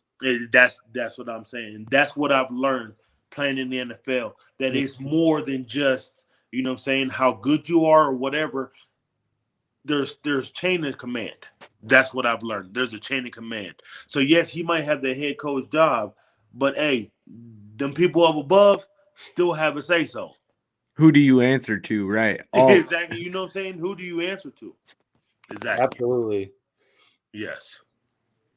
So yeah, you know, so who's your team? Like when you watch the NFL now, is there a certain team that you root for? Do you just root for certain players that you enjoy watching? What is the NFL experience for you now? So of course, growing up, I never had a favorite team. I've always, like you said, I like players. Mm-hmm. Tom Brady, Donovan McNabb, Peyton Manning, Mike Vick. Those are the guys that I've always liked to watch. I love the game of football because I feel like you can learn something new every day about the game of football. So, therefore, the way I went about it is that once you know what I'm saying, look at it like that, I always said that the way I look at it, my favorite team right now, whoever paid me the most money. You know what I'm saying? Whoever paid me the most money, that's the way I look at it, you know what I'm saying? But I've never had a favorite team. I love the game of football. I love, you know what I'm saying, grading the quarterback position, because of course that's what I play, you know what I'm saying? Right. And that's one thing. So you were drafted in 2009 by the San Francisco 49ers, correct? Yeah. What was it like going into that organization at that time and being a part of that team? Can you just tell us a little bit about the 49ers experience? So, I mean, great organization, you know what I'm saying? Great organization. Went in there. They showed me, a lot of love. They showed me, the ropes. They showed me everything. So I was very grateful of them, being drafted from them. Alex Smith was the starter when I was there. Alex Smith and Sean Hill, they were the They were the quarterbacks there. Great guys. They showed me the ropes. They showed me how to be a professional. You know what I'm saying? Being a professional. Okay. But of course, you know what I'm saying? It's a lot different because of these people are, paying millions of dollars towards these quarterbacks. And so, of course, I was on the low end, you know what I'm saying? And Alex Smith and Sean Hill, they were getting paid that money. So, of course, they're not, hey, you can't play because, we're paying all these guys this money. We can't have these guys sitting on the bench and be paying them all that money. That's when all that. So that's why I've always said that it's always been a business, and it is football. So, yeah, obviously playing on a depth chart underneath Alex Smith, a couple years back now, he had that very tragic injury on the field, man. What was going through your mind when you saw that? Just because it's a guy you've played with, you've built a relationship with, Oh, my goodness. It was crazy, you know what I'm saying? I was sitting there watching it, and once it happened, I was like, oh, my goodness. And so from the time that I played, I've been through so many phones. I even told my mom, because, I have a whole storage thing back in my house. I told my mom, hey, can you go through all my phones to see if you can find Alex's number so I can hit him up? And you know what I'm saying? Because that man works so hard. So hard. He has a great work ethic. You know what I'm saying? I mean, you can tell. I mean, look what he overcame. You know definitely. He overcame. So you could tell his work ethic is there. So it was devastating. You know what I'm saying? Because all the work that he put in. And also, I mean, like, even when I was there, he was there for what, 7-8 years? Yeah. Yep. And he had 7-8 offensive coordinators? Yeah. Yep. They cycled through him over there in San Francisco for a while. How can a guy get in a rhythm to play? So then, of course, hardball came. Man, him and a hardball connect. Get a concussion, you lose your job. That's hard. Right. You know what I'm saying? Like I feel for my man Alex because listen, he worked so hard. He deserves it. You know what I'm saying? He deserves it. And just he's been in a tough situation. Yeah, I mean, and it speaks volumes, I would say, to him, obviously, as a player. He overcame that injury when, Yes. the odds were stacked against him. There were concerns that he wouldn't even be able to walk again. Listen, they told him he was going to. So I got to watch that 30 for 30 with Alex. Yep. I mean, they told him that his wife, that he was going to die. Right. So, of course, she said, oh, no, let's amputate his leg. He didn't want to. And you know what I'm saying? And that's what I'm saying. That's the power of the will right there that he overcame right there. Yeah, and I mean, you said it. I mean, the will, the tenacity to be able to overcome something like that. But then, he came back. Obviously, we got to see him we got to be graced by his presence on the football field one last time there in Washington. And man, that's tremendous just to see everything that he overcame. And, yes, like you said, with the odds stacked against you for you to be able to make a recovery like that and get to see the field again. As soon as I heard that you had been a teammate with Alex, I wanted to ask that question because it just seems like he's one hell of a guy and, definitely a leader, a guy that you would want to be around and a guy that you could learn so much from. Oh, my goodness. And see, and that's the one thing that I've always thanked Alex. You know what I'm saying? Of course, he's the starter. I came in. He treated me like a brother. Anything I asked, he's willing to help. You know what I'm saying? And that's what I'm saying. Him and Shaun Hill were teaching me how to be professionals. Even though, of course, we're fighting for, to keep food on our tables. Right. Right. But absolutely. He has the heart to be like, hey, man, this is, you know what I'm saying, you messed up here. Here's this, and this. He's there for you. You know what I'm saying? Anything on or off the field. And that's one thing that, I saluted, Alex about that because he did that. You know what I'm saying? No matter what, he was there because he wanted to make the team better. It wasn't about him. He wanted whatever was best for the team. And that's a true testament of character for sure. Moving forward, Nate, I know you said you're a fan of players. You're not a fan of a specific team, but over here in Chicago, man, we're real happy with the way this draft turned out. Hey, y'all done did y'all thing. I ain't gonna lie. Me and my whole team, we was here at the house. We was watching it, and we got a couple guys that are Bears fan. And yes, y'all making a run for it now. Y'all making a run for it for sure. Exactly. We moved up obviously to that number 11 spot and got our guy out of Ohio State, Justin Fields. What was your and your colleagues' immediate reaction to seeing the Bears move up and get that quarterback at the 11 spot? Because I think that's a good fit for him. Like I've always said, it's all about the system that they go into. Shanahan's system is totally different than the Bears. Mm-hmm. Absolutely. Exactly. And I think that Justin Fields is a great fit for that for the Bears system. Because like I said, it's always about the system. Because you can be the number one quarterback going to a system that you're not used to and be trash. I mean, it's happened. Oh, right. That's reality, yeah. Exactly. It's done happen. You could be the best quarterback in college, but go into an NFL system and be something totally different. So it really comes down to the system that you come into, and I feel like the system that Justin Fields went into is the best fit for him. I'm glad to hear you say that. That's obviously the impression that we have over here as diehard Bears fans, both Turtle and I. But, it's one of those things that a few weeks prior to the draft, us fans here in Chicago didn't have a lot of hope when it came to this next season. We've got Andy Dalton at QB1 for now. And, in years past with Cincinnati, he has played well. He struggled last year playing for the Dallas Cowboys when it was his time to take that spot when Dak Prescott went down. We had a lot of question marks. And obviously with getting your franchise quarterback for the future, we've alleviated some of that. We've gotten a little bit of hope back into this organization.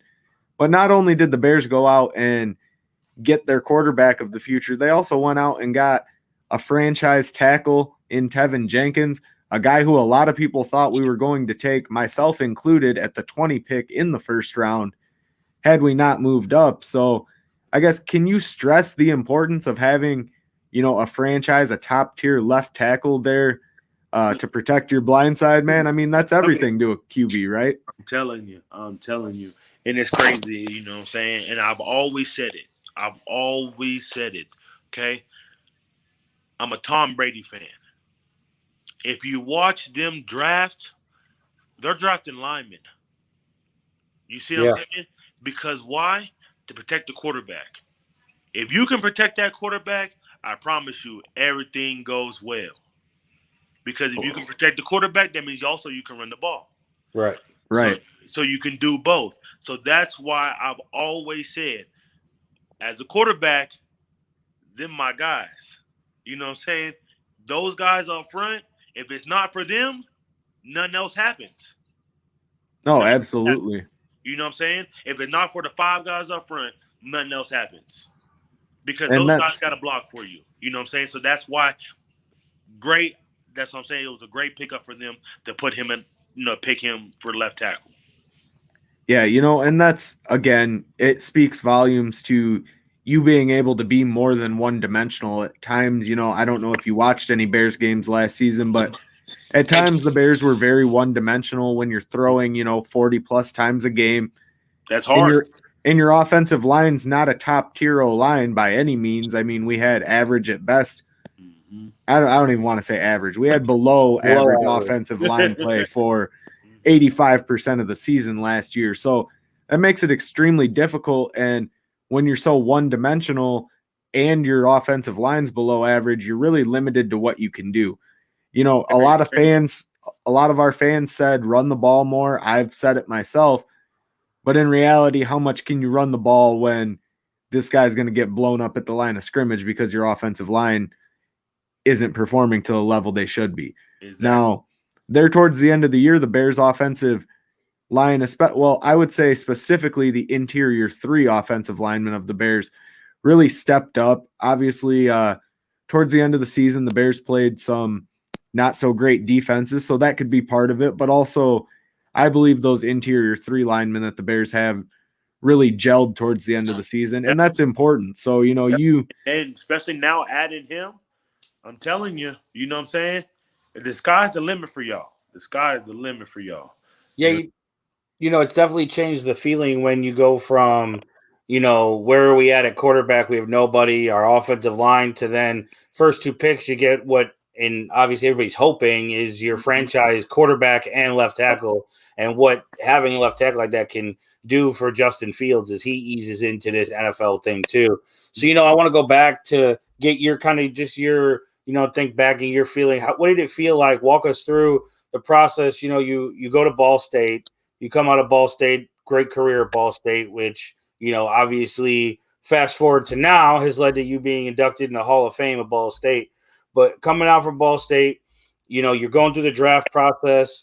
You get drafted in the 5th round. You hear your name called. Goes into that. To then your first appearance in an NFL game, throwing 3 touchdowns in the 4th quarter to come back and win that game on a 2-point conversion, albeit preseason, everything. Just the feeling from the highs to the lows to, the roller coaster ride that you took from going through that process to getting to that game where you won it on a 2-point conversion. I mean, the process is crazy, you know what I'm saying? But it's every little kid's dream. I will say that. It's every little kid's dream because, of course, every little kid wants to grow up, I want to be a professional football player. Mm-hmm. So, definitely. So I get there. I decided my junior year that I was going to go ahead and enter the draft. Well, we had a little communication with our head coach. Went to San Diego State, Brady Hoke. Okay. So our offensive coordinator became the head coach. Well, he went and told that the AD that I was going to stay, that he was going to get me to stay. Well, I've already decided that I wanted to come out because that was my best choice. Right. I was one of 9 on my offense that went to the NFL. Oh, wow. Okay, So, wow, yeah. one of 9. So if I stay the next year, what I got 1 guy left, 2 guys left. Right. You Right, know what I'm right. saying? So I made a smart decision. You know what I'm saying? The bad decision I didn't make, I didn't get my degree. I should have stayed for my degree. But anyways, so I entered the draft. I met with all 32 teams, and my coach, put me down a little bit. You know what I'm saying, to all the NFL coaches. So I went through the combine, did the combine. I did good. Then I went to Tampa, Florida for probably about 3-4 weeks, and I trained down there with Steve DeBerg, Michael Okay. Crabtree. Oh, Went wow. down there, you know what I'm saying? I trained with a whole bunch of guys. No Sean Marino, Mhm. a whole bunch of guys. Mark Sanchez was down there. Matthew Stafford was down there. Those are the guys that I came out with. So I was supposed to go first round. So I'm sitting there the first day, I'm just waiting. But I didn't get my hopes up because, they sent out a paper, where you're supposed to get drafted. And they told me I was supposed to get first round, but I didn't think of nothing.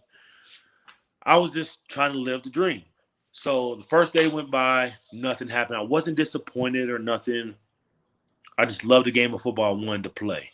So then I go the next day, I have a party. I didn't plan on it, but I had a party for my family. We all got together. And of course, 5th round came around. Mike Singletary called me. Hey, would you like to be a 49ers? Would I like to? Yeah. You know what I'm saying? Would I like to? Yes, I would like to. And of course, I broke down into tears because, of course, that's every kid's little dream, Right. accomplishment. So then I get there. First day on campus. I say on campus. First day at the facility. Everything was great. Everything they showed you the hospitality. We got to go on the field just to have a little walkthrough. All the incoming rookies.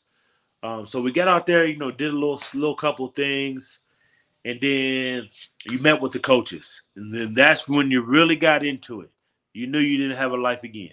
You didn't have no life, especially as a quarterback. You know what I'm saying? Right. You got to know what everybody's got to do. The playbook is bigger than the Bible. I'm trying to tell you. It was just crazy. And then, going into game week, you have over 100 and some plays. That's very challenging.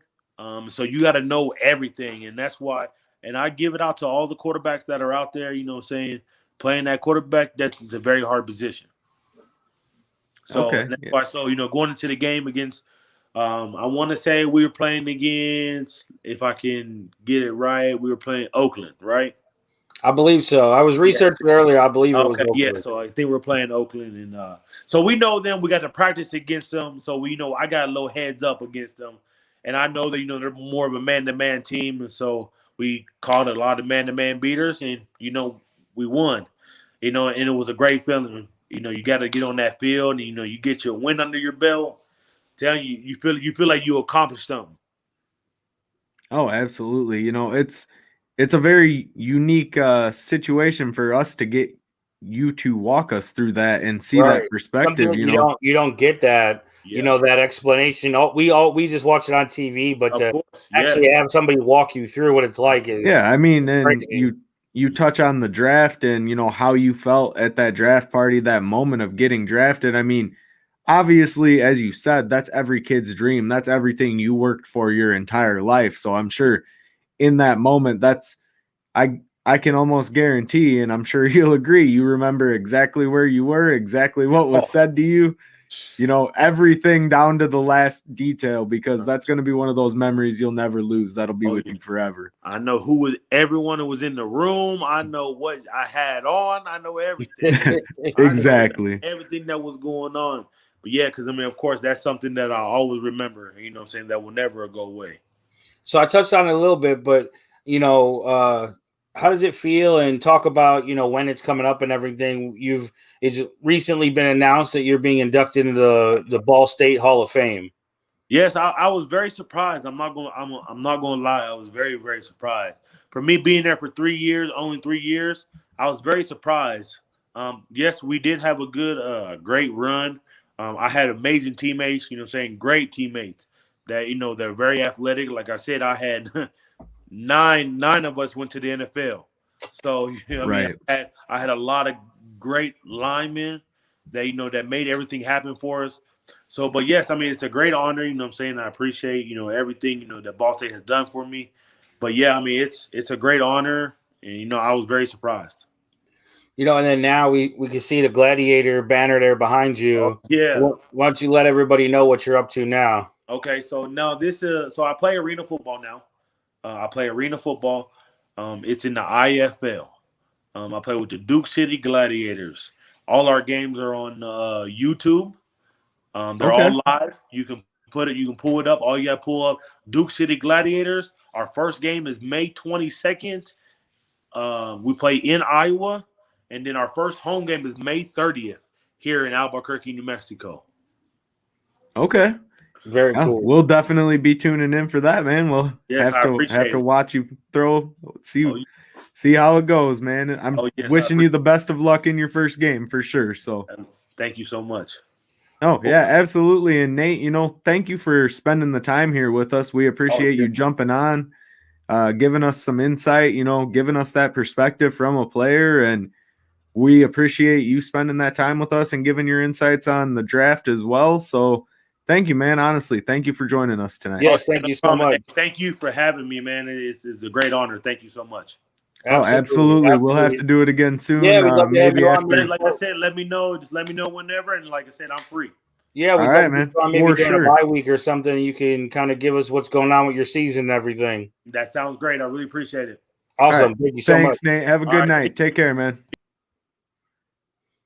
Man, I tell you what, you start talking to a guy that's gone through that draft experience firsthand, and especially at the quarterback position, that was very, very dynamic, I guess, to hear his background and kind of hear his story through it, because it's not every day that you get to get inside the head of a player like that. And, just to hear what he felt in that moment, everything that he took in and how it all played out for him, that was phenomenal. He was a great guest, man. Well, it was really cool to hear about, coming out of Ball State and making that, making the decision to enter the draft, and then the new coach pretty much getting the job or helping himself get the job by saying, well, I can convince him to stay.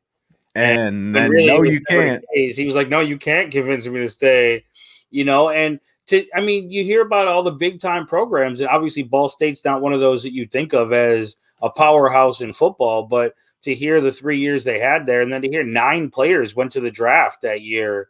That's, 9 from the offense. That's, we talk about that with the Alabamas and the Roll Tide, Ohio States, all them. And to hear, Ball State, especially, it's one of the closest as far as location to us that we're going to get compared to the, all the other big time programs. So that was really cool. And to hear him talk about the experience going through the draft and the combine and working out in Florida with, 3 other quarterbacks that, he was in the same draft class as, and to, the names that we all know, the Matt Staffords, the Mark Sanchez, sitting behind Alex Smith and Sean Hill, running with No Sean Moreno and those guys. Like, it's just really, like you said, you just don't get to get inside a player's head and see it through their eyes.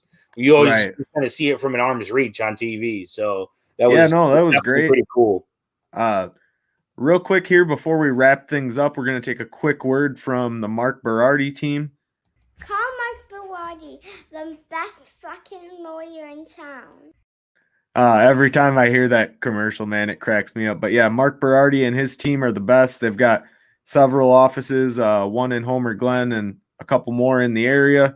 Definitely, if you're looking for some legal advice, some consultation, reach out to them.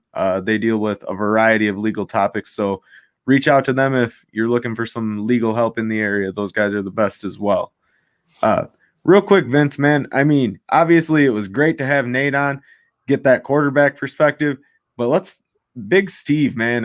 You talk about a guy that's passionate about Chicago Bears football, just like we are. Right. And then, you pair that obviously with the inside of being able to play with guys like Olin Kreutz, who we all know was an absolute animal when he played.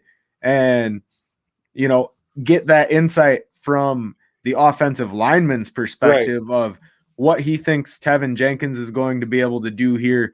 And he named him as the immediate starter at left tackle without hesitating. Right. I think we all knew that that's going to be the direction the Bears move in once they decided to move on from Charles Leno. But, to hear a former offensive lineman say, this is going to be the guy that's going to be at that position is huge. Well, and yeah, I mean, you never want to hear somebody when you think it's the guy, and all of a sudden somebody's like, maybe. Right.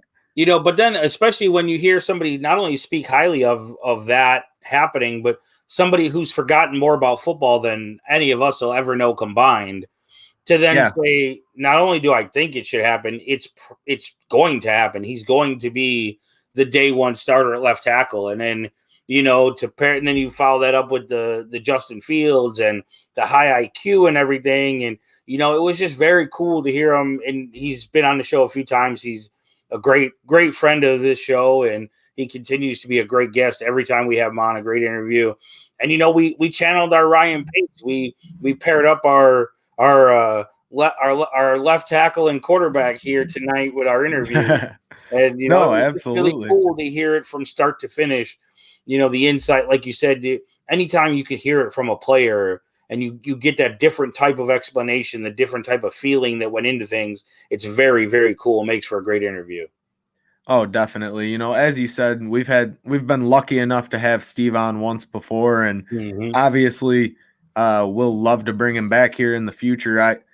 I want to get a few weeks into the season and see how things are panning out, and then have Steve come jump on with us again and give his opinion, because, man, I mean, the guy is so knowledgeable. Right. And especially when it comes to offensive line play, you've got a guy that can sit there and almost break down bit for bit what's going on the line on a weekly basis. What's working, what's not. Exactly. And obviously him and Coach Castillo stay in contact, so it was definitely great to have him on. Love to have him on again. And, Nate as well, man. I mean, he gave us that interesting perspective that you only get from a guy that's been sitting in their draft room, so to speak, waiting for that phone call. And of course, obviously, who called him? No one other than former Chicago Bear Mike Singletary. Right. So love the Chicago connection there. Oh, absolutely. A lot of guys were hoping maybe Singletary would come back to play some sort of role on the Bears coaching staff during the offseason. I'm glad we didn't go that direction. I think we, as fans, sometimes we hold guys in their coaching careers to a little bit higher of a standard just because we remember the player they were. And, as much of an impactful player as Mike Singletary was, I don't know that it would have clicked here in Chicago. We'll never know unless something happens here down the road. But it's one of those things that you see a terrific player like that, and we're so quick to be like, oh, we got to get this guy on the team because of what he did before. So, but it was kind of cool to see that connection there come full circle, and the Bears obviously had great success with Singletary as a player, and then you see him go out and draft Nate Davis in the 5th round there in 2009. Definitely a very cool connection. And get to obviously see him develop underneath Alex Smith. It was great to hear, his perspective on Alex and hear I've always heard nothing but positive things about Alex Smith. And, he obviously overcame a tremendous injury. He persevered and against all odds was able to make it back onto the football field. And I think that's one of the most incredible stories I've ever seen in football. And, obviously you would agree, but it's, it takes one hell of a guy to I don't want to say be stubborn enough. Stubborn's not the right word, but, Nate even talked about it when he reached out to him and, he saw that they, on that 30 for 30, that they pretty much said if they didn't take his leg, there was a chance he could pass away. And he said, don't take it. I want to be able to walk again. I want to be able to play football again. The drive, the perseverance, all that, to the moxie to be that close to, something that could be so serious. And you say, no, I'm going to play again. I'm going to get back on that field. And then not only make it back to getting cleared to the NFL, but then making it back to the starting quarterback position and ultimately winning the the comeback player of the year. And I think I speak for everybody, you yourself included. I would love to see the NFL rename that award the Alex Smith Comeback Player of the Year award. Oh, absolutely. I 110% agree with you on that. I think it's much deserved. I mean, you saw just the perseverance there again. You saw all the training and rehab that he went through was so strenuous on his body. And, it took a lot for him to get to where he's at again today. And yeah, again, would love to see that. Well, you see a lot of times the comeback player of the year is somebody who they started not playing very well, and then all of a sudden they come back and they're playing phenomenal. It's not playing so much better. It's not the literally came back from, like you said, the brink of losing his leg, choosing between losing your leg or risking your life to have 28 surgeries to then make it all the way back to where you're starting a football game in the NFL and, fight, winning a playoff spot. So absolutely. It was an amazing story. Here to wrap it up real quick, Vince, I just have to say, as a Chicago Bears fan, I'm feeling really good about what the future holds here for us. I'm excited. I'm excited for training camp. I'm excited for the preseason. I think I'll be having that little fanboy moment the first time we see Justin Fields take the field in preseason. And, I'm excited to see what the kid has. I'm excited to see what our new offensive line additions do, as well as the depth we've added at wide receiver. It's going to be a very interesting season for the Chicago Bears here moving forward. For the first time in a long time, we can be positive and look up. And I can't think of a better way to conclude our show than that on a positive note, man. These Bears are on the upward trend, and we'll keep covering it, but things are looking great now. So want to say thank you to our sponsors, Nick and Ivy Brewing out there in Lockport, the Jonathan Darren team with the Coldwell Banker Real Estate Group, and Mark Berardi and his law team. Thank you, guys. Without you, none of this is possible. Want to say thank you to the fans that joined us tonight. We appreciate you and your interaction, and we'll see you guys here again next week at 7 p.m. Thanks, y'all.